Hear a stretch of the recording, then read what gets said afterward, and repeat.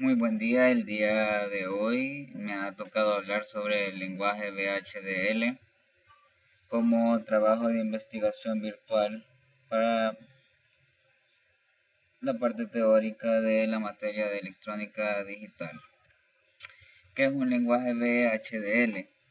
Un lenguaje VHDL, como lo observamos ahí, es un lenguaje de especificación que es utilizado para describir circuitos digitales y se usa para la automatización de diseño electrónico.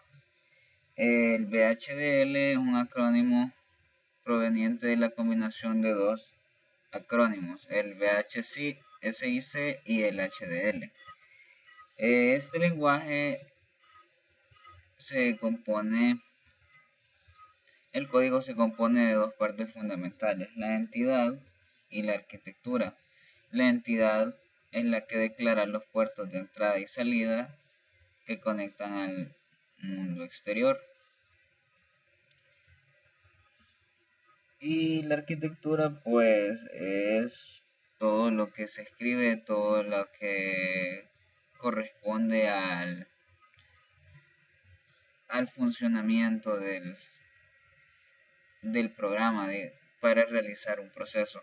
O sea, digamos que la entidad es como el, el integrado y la arquitectura es lo que realiza el integrado. Aquí podemos observar un poco más sobre la explicación de la entidad. Dice que el diseño de la entidad es la parte principal de la descripción del hardware que se está desarrollando y es el lugar donde se especifican cuáles serán los puertos utilizados por el dispositivo, los cuales deben realizar funciones específicas que más adelante veremos que es una función. El diseño de la entidad puede ser descrita en términos en términos más específicos de una jerarquía de bloques y en cual cada uno de los bloques representa una parte del diseño. El bloque de nivel superior en la jerarquía es la entidad del diseño en sí. Otra forma en la que se puede describir una entidad es en términos de componentes interconectados entre sí. Cada componente está unido a una entidad de nivel superior con el fin de definir una estructura o el comportamiento de la misma. Los conceptos de bloques y componentes parecen ambiguos, claro que sí, para los que no estamos o no están familiarizados en la programación VHDL. A medida que avancemos, vamos a comprender un poquito más, o a la medida que nosotros practiquemos, vamos a conocer a profundidad todas esas características. La entidad se puede utilizar para configurar otras entidades ya existentes, dice, para conformar un sistema más complejo que el de las entidades por separado.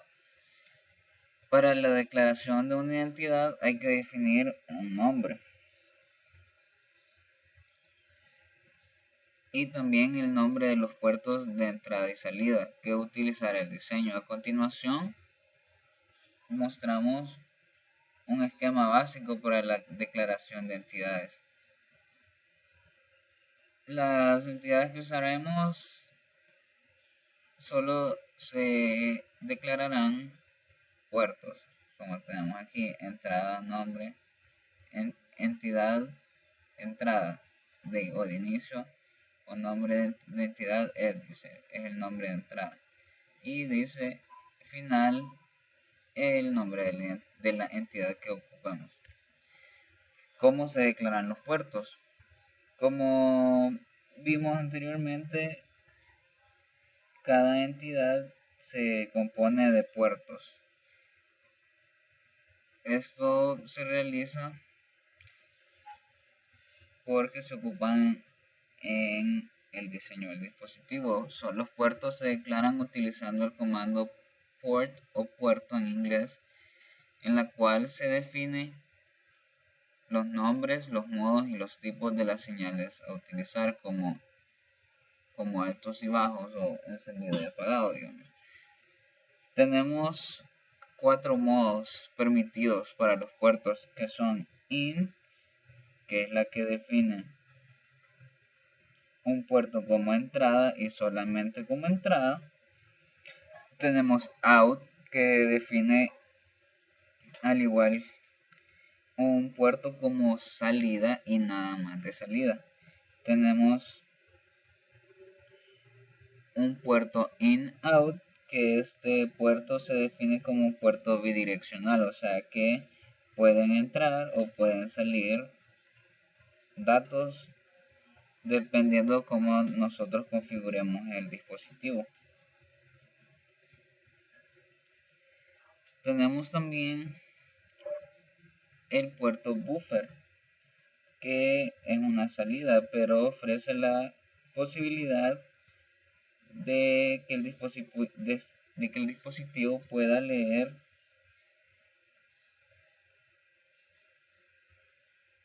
de este modo el dato colocado en el puerto. O sea que este permite una retroalimentación, digamos.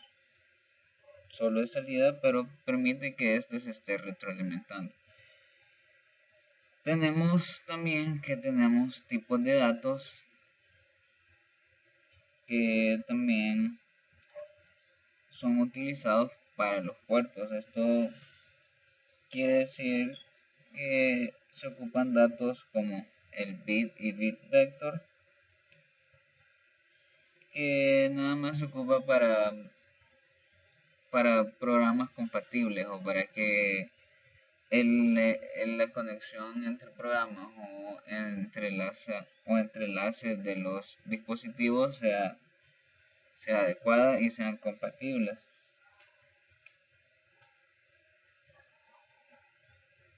Tenemos el tipo de datos stdlogic y stdlogic vector, que al igual son tipos de datos que no soportan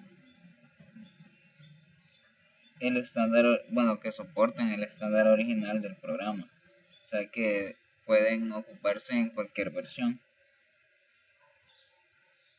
Y nada más, estos stdlogic ofrecen una mayor ventaja que los tipo bit, ya que además de permitir valores lógicos de 0 y 1, permiten otros valores como los valores que tenemos aquí abajo de Z, L, H, U, X y W, que respectivamente Z representa un valor que indica alta impedancia,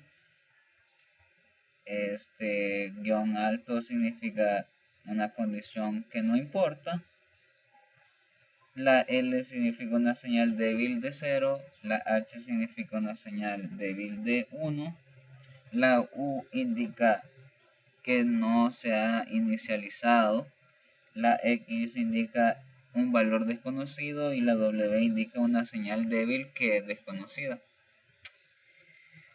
Como último tipo de datos tenemos el tipo de dato stdlogic, que este tipo de datos es igual que stdlogic, con la diferencia de que contempla la utilización de las funciones de resolución que se emplean cuando dos fuentes de señales tratan de dar valor a una sola señal, como por ejemplo la salida de dos elementos de 3 estados que se conectan a una misma entrada. Una salida puede ser de alta impedancia y puede tener un valor lógico. Entonces, ¿cuál debe ser el valor que obtenga la señal de entrada a la que se conectan las dos fuentes de señales? Esta decisión se resuelve mediante una función de resolución, y los datos de tipo stdlogic permiten el uso de funciones de resolución, mientras que los datos stdlogic no lo permiten. Esta es la principal diferencia.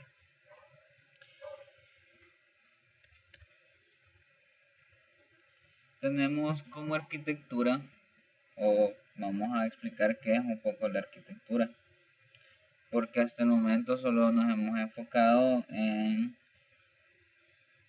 la forma de declarar las entidades, ¿verdad? Que es la parte anterior de la entidad en sí. Y que, como les explicaba al principio, la entidad es como la parte visible del dispositivo. O sea, como lo que vamos a ver nosotros en físico, en un programa normal como integrado. Sin importar cómo se realizan las funciones necesarias para que cumpla con los objetivos del diseño, esta es la parte que no es visible. En la arquitectura es donde nos vamos a preocupar por el código, como les mencionaba antes, que es lo que realiza internamente un integrado, digamos. A esto se refiere la arquitectura en este caso. El formato para la declaración de una arquitectura contempla el nombre de la entidad a la cual la arquitectura está ligada, como es esta arquitectura ArcBCD to 7 segments, de BCD a 7 segmentos, como a continuación mostramos este ejemplo, ¿verdad? Entre el encabezado principal de la declaración de la arquitectura y la instrucción begin, que es esta, que es de comienzo, se encuentra el espacio destinado para la declaración de señales utilizadas en el código, que conforma los comandos, instrucciones y estructuras. El conjunto de instrucciones y estructuras se deben colocar entre la instrucción begin y el cierre de la declaración de la arquitectura, que es esta. Entonces, entre begin y end tenemos la arquitectura de este decodificador, digamos, que es de BCD a 7 segmentos, o perdón, de 7 segmentos a BCD.